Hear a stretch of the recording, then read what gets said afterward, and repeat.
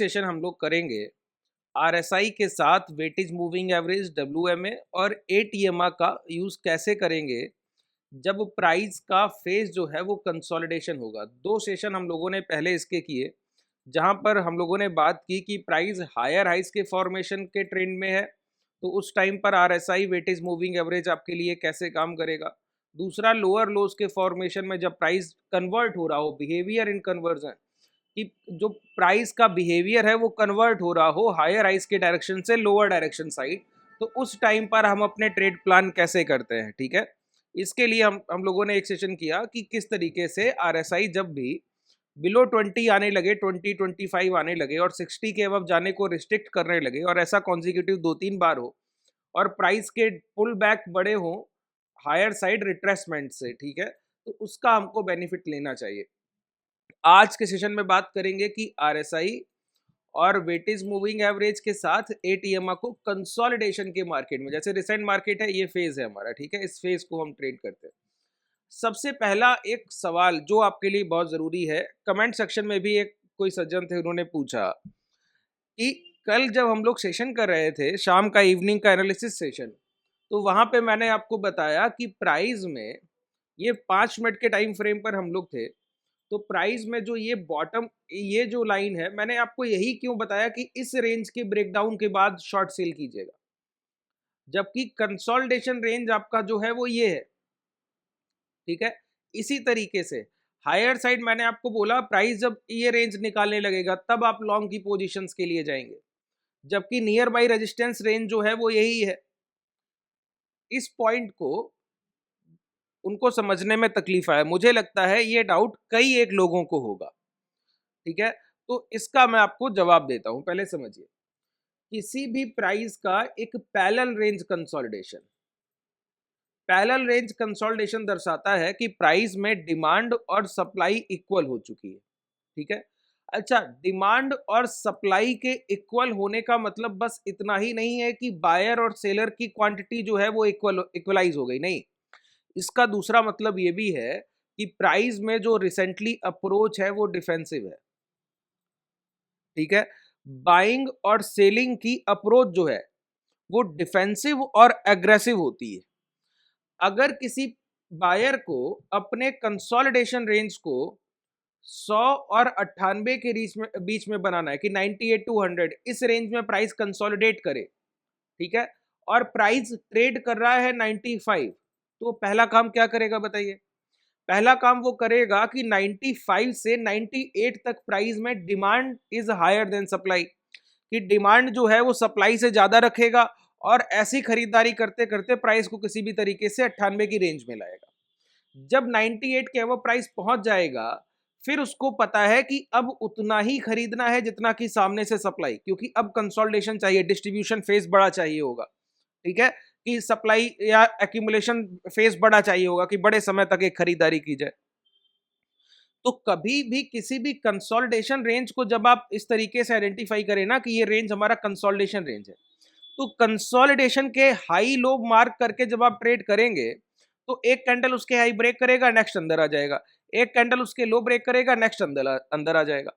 तो ऐसे आपकी रिपीटेटिव मोड पर ट्रैपिंग होती रहेगी। क्यों ऐसा होगा?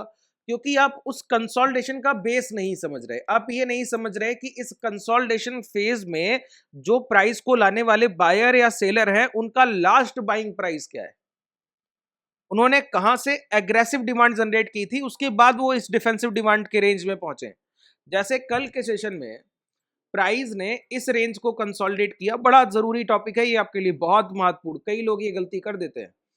तो देखिए, ये कंसोलिडेशन फेज हमारा क्या है, 23,570 से लेके 23,620, तो ये 50 पॉइंट का हमारा कंसोलिडेशन रेंज है, इसके अंदर हम ट्रेड कर रहे हैं। रिसेंटली भी प्राइस इसी रेंज के अंदर अगर आप गौर करें तो अभी हम ट्रेड कर रहे हैं। लेकिन इसके अलावा प्राइस ने क्या मोमेंटम किया बताइए, एक बार इस रेंज का ब्रेकडाउन किया और अभी रिसेंटली मॉर्निंग में एक बार इस रेंज का हाई भी ब्रेक करने की कोशिश किया, इस अपर विक के हाई तक गया प्राइस, ये रेजिस्टेंस एरिया जो है यहां तक जाने की कोशिश किया। लेकिन अभी तक ना तो प्राइस ने ये लास्ट स्विंग हाई ब्रेक किए, ना ये लास्ट स्विंग लो ब्रेक किए। ये जो लास्ट स्विंग लो है ना, ये हमारे लिए डाउनफॉल के लिए बहुत जरूरी है, क्योंकि प्राइस जब गिर रहा था तो गैप डाउन के बाद पहली कैंडल की जो डिमांड उठी उसके बाद इस कैंडल में इनसाइड डोजी फॉर्मेशन, जो नॉन बॉडी साइज कैंडल है जिसमें बॉडी पार्ट ना के बराबर है, जब ऐसे कैंडल के फॉर्मेशन के हाई ब्रेक होते हैं रिट्रेसमेंट के बाद, ये कंसोलिडेशन रेंज यहां बनाई गई। तो प्राइस का जो एक्चुअल डिमांड रेंज है, जो बायर्स प्राइस को यहां पे खरीदारी कर रहे हैं, उनका जो लास्ट बाइंग प्राइस है वो ये डिमांड रेंज है। ये आप जो रेंज देख रहे हैं, ये रेंज है वो डिमांड रेंज आपके लिए। बात समझ आ रही? ठीक है। तो प्राइस कभी भी जाके इसको डायरेक्टली ब्रेक करने की कोशिश करे तो डायरेक्ट एक बार ये ब्रेक डाउन हो गया तो ये कंसोलिडेशन जो रेंज है ये डिस्ट्रीब्यूशन रेंज बोली जाएगी। अगर एक बार ये हाई ब्रेक होने लगे तो यही कंसोलिडेशन रेंज एक्यूमुलेशन रेंज बोली जाएगी। देखिए, बायर, इंस्टीट्यूशनल बायर या सेलर अपनी पोजीशन हमको बताने नहीं आते कि वो किस रेंज में बाइंग कर रहे हैं या किस रेंज में सप्लाई दे रहे हैं। हमको उनके प्राइस के नेचर से उस चीज को समझना होता है लेवल टू लेवल। अब हमको पता है ना कि आखिरी बायर्स की रेंज ये है। अब खरीदारी करते हुए प्राइस अगर यहाँ सस्टेन अभी तक वो करा रहे हैं, एक डिप के बाद अभी तक प्राइस ने ये लो ब्रेक नहीं किए, तो जब तक प्राइस इसके अबव है तब तक हम ये तो बोल नहीं सकते कि बायर पिक्चर से पूरी तरीके से बाहर है। नहीं बाहर है, वेट कर रहा है। ठीक है, अभी भी वो अपने पूरी पावर में लगा है कि एक बार ये हाई ब्रेक करा ले, कैसे फिर मोमेंटम को यहां तक लेके जाए, फिर रिट्रेसमेंट के बाद ये हाई ब्रेक करा ले। तो शॉर्ट साइड मोमेंटम कब आएगा? जब आप किसी बायर का लास्ट बाइंग प्राइस काट देंगे। ठीक है, किसी भी बायर का लास्ट बाइंग प्राइस काट देंगे, उसके बाद वहां पर एग्जिट वेव आती है कि जो लोग इस बायर के भरोसे, जैसे कि रिसेंटली हम लोग जो भी पोजीशन लॉन्ग या शॉर्ट करेंगे या फिर अपने जो भी शॉर्ट स्ट्रेंगल या लॉन्ग शॉर्ट स्ट्रेडल बनाएंगे, तो वहां पर जो हमारा रेंज है डाउन साइड, जो हमारा एसएल एरिया है, वो यही रहेगा। अब कई लोग पूछते हैं कि हमारे जो ट्रेडर्स है, जो हम लोग ट्रेड्स करते हैं, इस कंसोलिडेशन फेज में पैसा कैसे बनाते हैं, इस कंसोलिडेशन फेज में प्रॉफिट्स कैसे करते हैं। जैसे अभी आरएसआई और डब्ल्यूएमए से मैं आपको बताऊंगा कि कंसोलिडेशन रेंज को आइडेंटिफाई कैसे करेंगे। लेकिन कंसोलिडेशन रेंज का आइडेंटिफिकेशन करने के बाद जो पहला काम होता है ऑप्शन बायर्स के लिए, वही रेंज क्या होती है? No trading range. No trading range बोलते हैं उसको। उसको आप ट्रेड नहीं कर सकते। ठीक है, अगर आप स्काल्पिंग करते हैं तो 1 और 2 मिनट के टाइम फ्रेम पे ट्रेड करने जाएंगे, लेकिन जो छोटे छोटे से टारगेट है ना प्राइस के, कि 650 का प्राइस या 630 का प्राइस 600 तक गिर के आया, 30 पॉइंट गिरा, फिर इसी तरीके से 570 या 560 का लो लगा के प्राइस 590 तक गया, 30-40 पॉइंट। ये 40-40 पॉइंट स्पॉट प्राइस में प्राइस तो चलेगा कंसोलिडेशन रेंज में, लेकिन विक्स का इंपैक्ट कुछ ऐसा होगा कि जो भी आप ऑप्शन बाइंग करेंगे इस 40 पॉइंट्स के मोमेंटम में, वो स्ट्राइक प्राइस आपका 10 पॉइंट से भी गेन नहीं करेगा, 2-3-4 पॉइंट, और 10 पॉइंट का वहां से पुल बैक मिला तो आपका एसेलेट कर देगा। तो बायर्स के लिए कंसोलिडेशन जो फेज होता है ऑप्शन बायर्स के लिए पॉइजन की तरह होता है। आपको पता होना चाहिए कि कब ऑप्शन बाइंग करनी है और कब नहीं करनी है। जैसे इसका अगर आप मुझसे पूछे कि सिंपल एक ऑब्जर्वेशन बता दीजिए कि मैं बायर हूं और मैं कैसे जान जाऊं कि कब मुझे खरीदारी करनी है या कब नहीं करनी, कैसे पता लगेगा?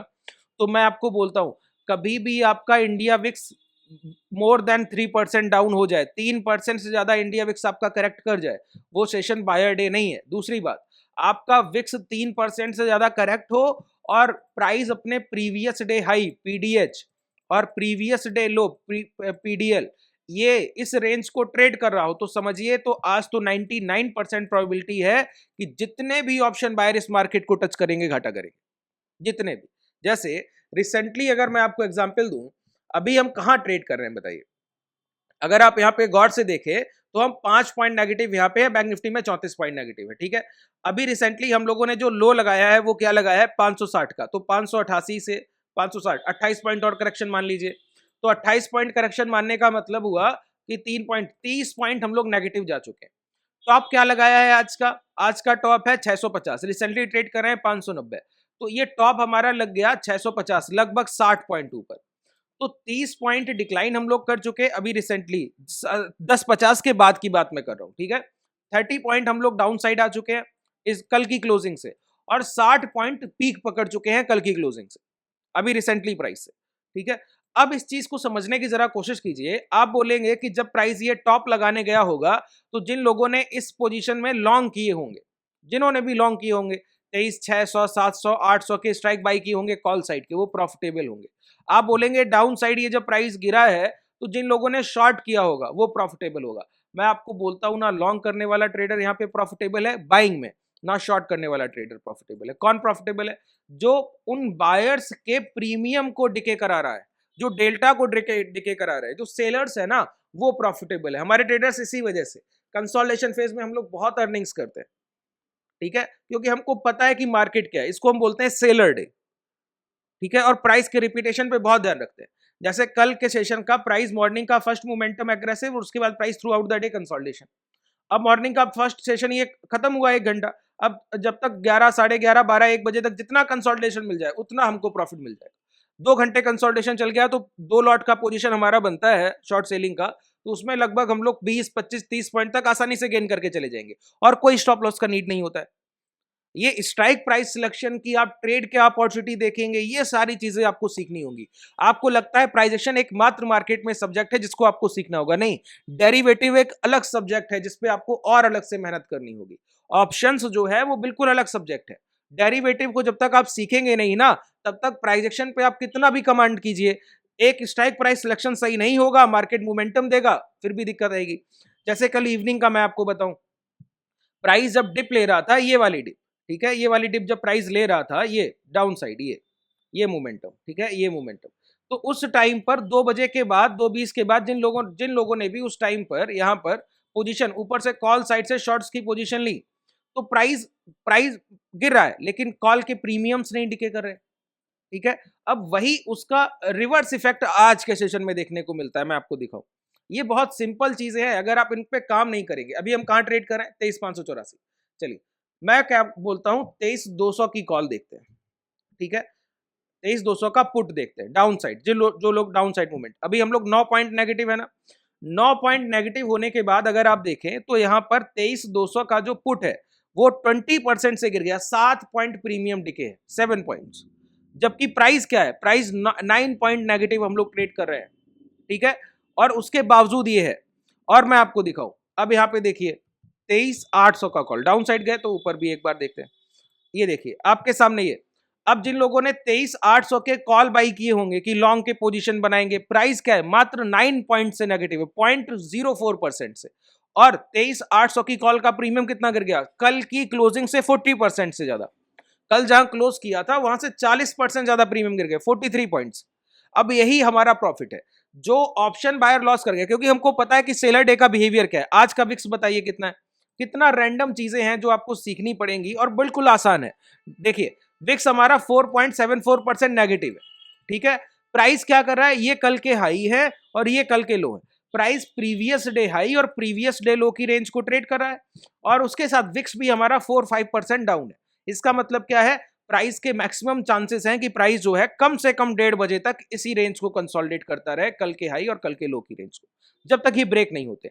अगर ये ब्रेक होंगे तब मोमेंटम की पॉसिबिलिटी होगी, और जब तक मोमेंटम की पॉसिबिलिटी नहीं, तब तक एज अ सेलर आपके पास मैक्सिमाइज अपॉर्चुनिटी है अपने प्रॉफिट्स को मैक्सिमाइज करने के लिए, मैक्सिमम अपॉर्चुनिटी। ये बाजार इसी तरीके से काम करता है। आपको लगता है मार्केट में सिर्फ 2 ही तरीके के ट्रेड्स होते हैं, हायर साइड, लोअर साइड। मैं बोलता हूं तीनों कंसोलिडेशन फेज, हायर ट्रेंड और लोअर ट्रेंड, इन तीनों फेजेस के लिए आपके पास ट्रेड प्लान होने चाहिए। और इसमें भी आपको लगता है अब ट्रेंड सिर्फ एक तरीके से होता है कि हायर हाइज हायर, नहीं, प्राइस में बुलिश 2 तरीके से होता है, एक तो प्राइस एग्रेसिव बुलिश होगा, एक माइंड बुलिश होगा। किसी दिन निफ्टी आपका 1.5-2% चलता है, किसी दिन पूरे दिन में ½ % चल पाता है, तो वो 1.5-2% के मोमेंटम को आप कैसे ट्रैक करेंगे, इस ½ % के मोमेंटम में आप कैसे प्रॉफिट करेंगे। जैसे अगर रिसेंटली आज के दिन निफ्टी जाकर अब हमारा जो निफ्टी है वो इस हाई के पास भी क्लोज कर दे, तो भी क्या ये प्रॉफिट दे पाएगा, ये स्ट्राइक प्राइस नहीं दे पाएगा, ये और प्रीमियम डिके कर देगा, नियर बाई 40, 45, 50 क्लोज कर देगा मैक्स टू मैक्स, बस।